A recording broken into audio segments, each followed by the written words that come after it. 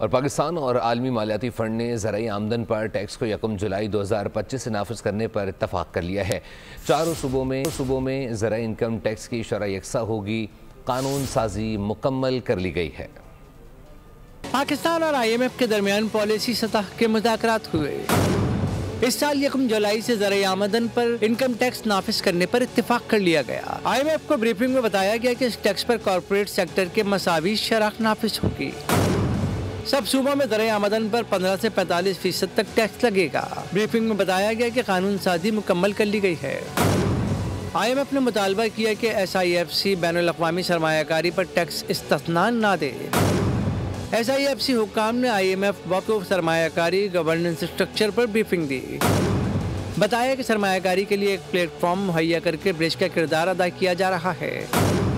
ریکوڈیک سے نکلنے والے منرلز کی گوادر تک ٹرانسپورٹ کے لیے بالکل نئی لائن تعمیر کی جائے گی۔ چاقی سے گوادر ریلوے ٹریک بچھانے کے لیے گلف ممالک کو $2 ارب سرمایہ کاری کی درخواست کی ہے۔ سبسکرائب کریں اور بیل دبائیں تاکہ کوئی خبر رہ نہ جائے۔